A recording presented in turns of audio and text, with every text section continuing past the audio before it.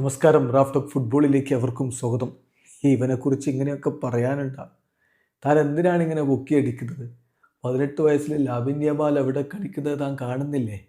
എന്നിട്ടാണ് ഒരു 4 കളി കളിച്ചെന്ന് പറഞ്ഞുകൊണ്ട് ഇവനെ ഇങ്ങനെ പൊക്കി പിടിച്ചു വരുന്നത്. ചോദ്യം കേട്ടാൽ വിചാരിക്കും വല്ലാത്തൊരു ലോ പോയിന്റ് ആണെന്ന്.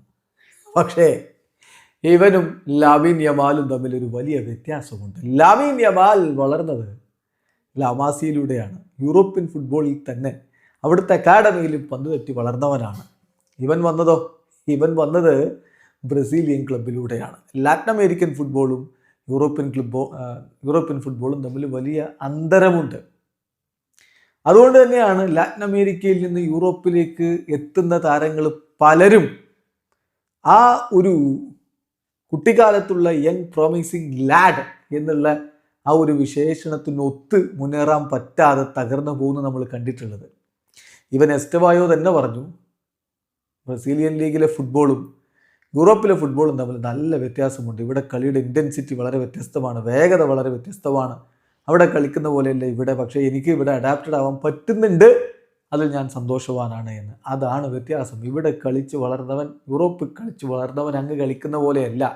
മറ്റൊരിടത്ത് നിന്ന് താൻ വളർന്നു വന്ന ആ പരിസ്ഥിതി പൂർണ്ണമായിട്ടും മാറി നേരെ വ്യത്യാസമുള്ളൊരു സ്ഥലത്ത് പോയിട്ട് മികവ് കാണിക്കുക എന്നുള്ളത്. എസ്റ്റവായെക്കുറിച്ച് എൻസോ മരേസ്ക പറഞ്ഞത് കൂടി എന്ന് പറയുകയാണ്. എസ്റ്റവായോ പറയുന്നു വലിയ തണുപ്പാണ് ഇവിടെ, പരാതി പറയുകയാണെന്ന്. ഇനിയിപ്പോൾ ഡിസംബറിലും ജനുവരിയിലൊക്കെ എന്താവുമോ എന്ന്. അതെ, ബ്രസീൽ പോലുള്ളൊരു രാജ്യത്ത് നിന്ന് വന്നിട്ട് എല്ലാ തരത്തിലും കാലാവസ്ഥയും ഭാഷയും എല്ലാം വ്യത്യസ്തമായിട്ടുള്ളൊരു സ്ഥലത്ത് പോയിട്ട് ഇറങ്ങി അതേ കളി അതുപോലെ അങ്ങ് ഈ പ്രായത്തിൽ അവന് തുടരാൻ പറ്റുന്നുണ്ടെങ്കിൽ ഇവനെക്കുറിച്ച് പറയും. ആർക്ക് അത് പിടിക്കുന്നില്ലെങ്കിലും പറഞ്ഞുകൊണ്ടേയിരിക്കും ഇവൻ ഈ മികവ് തുടരുന്നിടത്തോളം കാലം. യെസ്, എസ്റ്റവായോ മാജിക്കാണ് എന്ന് പറഞ്ഞില്ലേ ആഞ്ചലോട്ടി? അതിലുണ്ട് എല്ലാം. മാജിക് എന്ന് ആഞ്ചലോട്ടി പറയണമെങ്കിൽ അത് വെറുതെ പറയില്ല. എസ്റ്റവായോയുടെ പ്രകടനം ഇന്നലെ സെനഗലിനെതിരെ ഒരു ഗോളും അവനടിച്ചു. ടീമിൻ്റെ വിജയത്തിന് വലിയ പ്രധാനപ്പെട്ട റോള് വഹിച്ചു. ഒരു ബിഗ് ചാൻസ് അവൻ ക്രിയേറ്റ് ചെയ്തു. 3 കീ പാസുകൾ, 18 പാസ് കൊടുത്ത് 15 ലക്ഷ്യത്തിലേക്ക്, 3 ഡ്യുവൽസ് അവൻ വിൻ ചെയ്യുന്നു. എതിരാളികളിൽ നിന്ന് പന്ത് അവൻ റാഞ്ചിയെടുക്കുന്നു. മികച്ച പ്രകടനം അവൻ കളിച്ച നിമിഷങ്ങളിൽ 183 മിനിറ്റ് കളിച്ചിട്ട് അവൻ പുറത്തെടുത്തു. ഇനി നോക്കുക, ബ്രസീലിന് വേണ്ടിയിട്ടുള്ള അവൻ്റെ കളി 6 കളിയാണ് അവൻ കളിച്ചത്. അതിൽ 4 അവൻ സ്റ്റാർട്ട് ചെയ്തുള്ളൂ. 4 ഗോളുകൾ അവൻ അടിച്ചിട്ടുണ്ട്.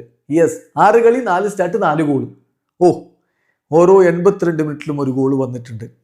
100% കൺവേർഷനാണ്. ബിഗ് ചാൻസസ് കിട്ടിയ 3-ൽ 3 അവൻ ഗോൾ അടിച്ച് കയറ്റിയിട്ടുണ്ട്. 100% കൺവേർഷൻ റേറ്റ്.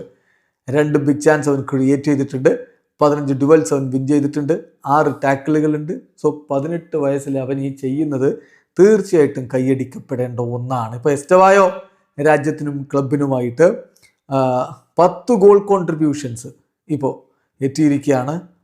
കഴിഞ്ഞ 3 കളികളിൽ നിന്ന് 3 ഗോളുകൾ അവന് നേടിയിട്ടുണ്ട്.